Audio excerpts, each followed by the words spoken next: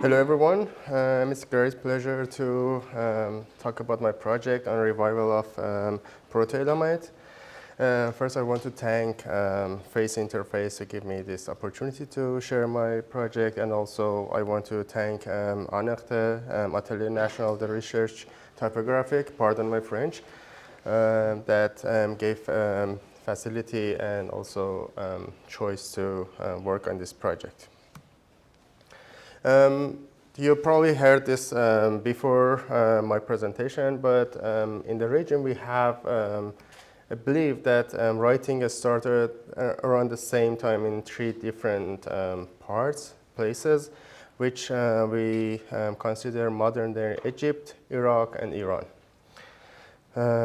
More or less in these areas. And in ancient Egypt, we have Egyptian hieroglyph. In Mesopotamia, we had Proto-Cuneiform.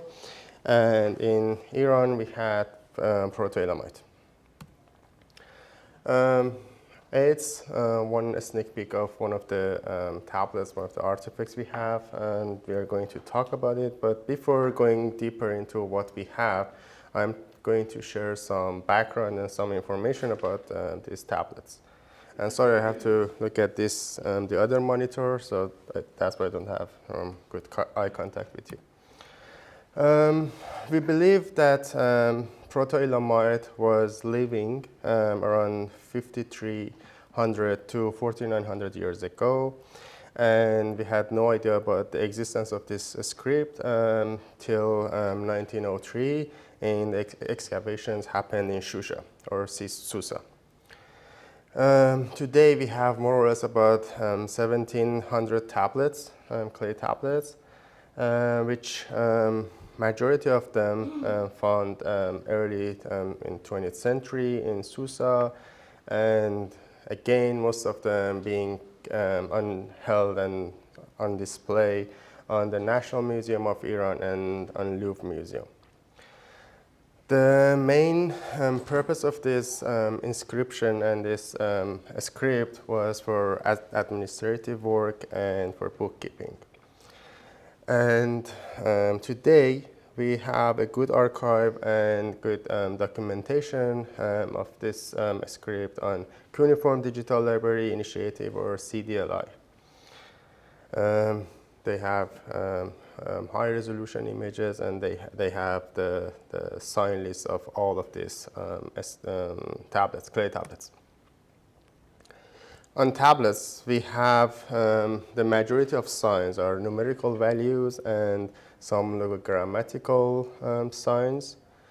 And we see a start of introducing phonetic values, not as the script that Sina before me introduced, but more or less you see a simple or very early stages of introducing phonetic value. Since the first discovery, we've seen different or multiple sign lists, and they're containing from few hundred to few thousand sign lists, depends on how they're categorized and how they evaluated. But today we can say we have 1,900 signs, which form from 500 basic form or basic shapes. And the majority of signs, we are talking about the living tablets. We don't have any idea about other tablets that destroyed or being used in the past. But more or less, all signs used only once, twice, or maximum 3 times. Only less than 20 of those signs being used more than 100 times. You already heard about François Doucet. He is a person who deciphered linear Elamite, and I'm lucky to have him close to the project and exchange and have him as an advisor on the project. Proto-Elamite is not deciphered yet, but François and his colleagues are working on this script to decipher it. Let's take a look at tablets. In few slides, I'm going to show very simple ones to more complicated and complex tablets. Yeah, this is another example. And for each tablet, we name the front of that upwards and the back reverse. And then we have top, left, and right. So this slide might be a little bit funny because top is on the right, but I'm going to explain later. So there is a debate amongst archaeologists and scientific that they are working on this script, which a group of them believes is written top to bottom, left to right, and the other group turned it 90 degrees clockwise, and they said it's written or being read from right to left, top to bottom. Based on my project, my work with François Dosset, which he believes it's written from right to left, top to bottom, I decided to accept this approach for time being, and in the future, I probably have to work on the other direction as well to give some tools to other group or other school of thought of scientists, or maybe they become to an agreement about their reading and writing direction. We will see in the future. And it's a schematic design of how this reading direction works. And then talk about signs. Proto-Elamite signs are a little bit more complex, or they're completely different than the common writing and script systems we have today. They use, based on what we know and what we believe today, they more or less use three different tools. This is one of the tools they use. That it's a triangular tool that creates this wedge shape,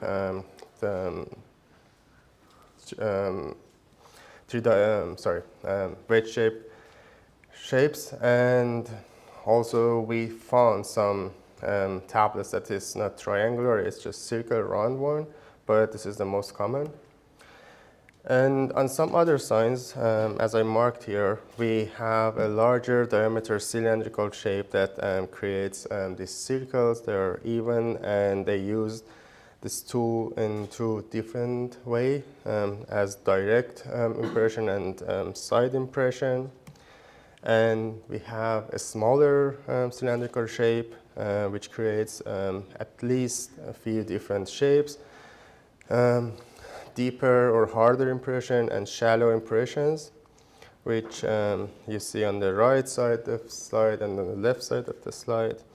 And also they use the same, a smaller cylindrical tool as a side impression to create these shapes. And also we can find the combination of tools, like the larger cylindrical shape or larger circles with these triangular shapes. And as I said, I'm going to show simpler to more complex shapes. This is one of the most complex tablets we have today. And as we talk about tools, here is an image that I create a simple toolbox to recreate what we had in that time. And you see on the left side, we have triangular shape that creates those wedge shape strokes, as if we can call them a stroke, but doesn't matter. Then it's a smaller diameter cylindrical shape that creates those shallow and deep impressions plus the side impressions. And on the right is the larger diameter cylindrical tool. And here is like a diagram that I use the tools to create equivalent of signs to first see myself how those tools worked, and then show it to you, that you know also how those tools work. At this stage, I want to share a little bit about the objective I defined for my project and my design process and considerations I had. First off, before everything, I had to identify a design identity and understood how, okay, thanks. I have only 10 minutes. based on that, to define a stroke logic to create at least my wedge shapes or triangular shapes, and also to recreate my circles. And then I had to find a way to convey a specification of this ancient script into more modern and contemporary look typeface, but also represent the characteristic of the script. And as Sina mentioned, this script has lots of three-dimensional effects and aspects, so it should be reflected into our two-dimensional environment. And finally, I had to find a way to fulfill needs of the scholars and scientists. They are working on this script. On the left, we have one of the real and actual tablets we have. And on the right side, we see the equivalent recreation of that 5 millennia after that. And it's clear on the left one has better quality. The right one has bad handwriting.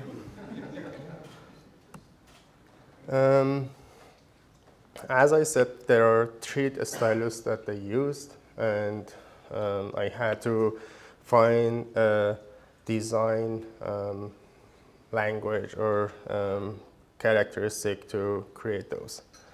For stylus A, which has those wedge-shaped triangular shapes, I came with this shape, which is not perfectly monoweight, but at the same time, it has some curve, it has some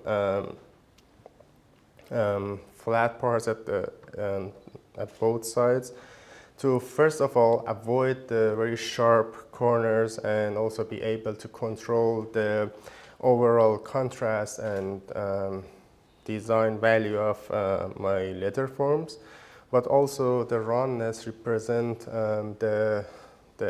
the age of these tablets, because of the time they are not really sharp, and they are, you should be able to see this how should I say, you should be able to understand that this is not something fresh. At the same time, I needed to show the direction of these strokes, so that's why there is a little bit of tapering on this stroke.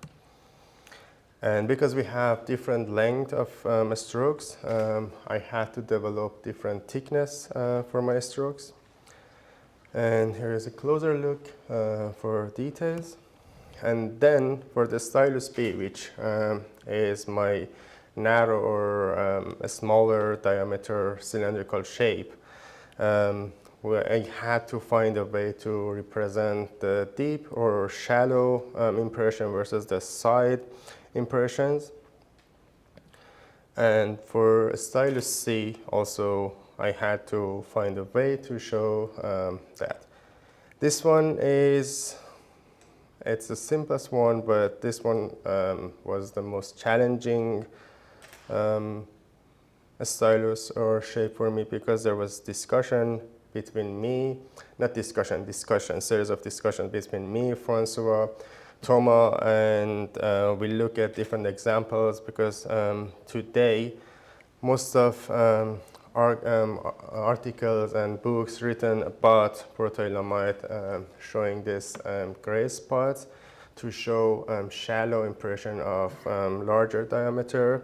And on the right side, you can see the actual signs I took from Anshuman's proposals on the left, and the double signs on the right. The left one is the older version that has this grayscale effect, and on the right is this half-tone effect. The problem with this approach is, first of all, it's not easy to represent in any typographical approach or project.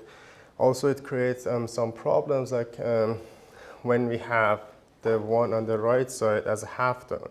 If we print it on large size, we start seeing all those dots, and it might be confused as a real impression with a smaller tool, or is it a pattern, or what it is. That's why I came up with that halo circle, but to make it differentiate between different tools, my circles are completely like monolith and perfect circles.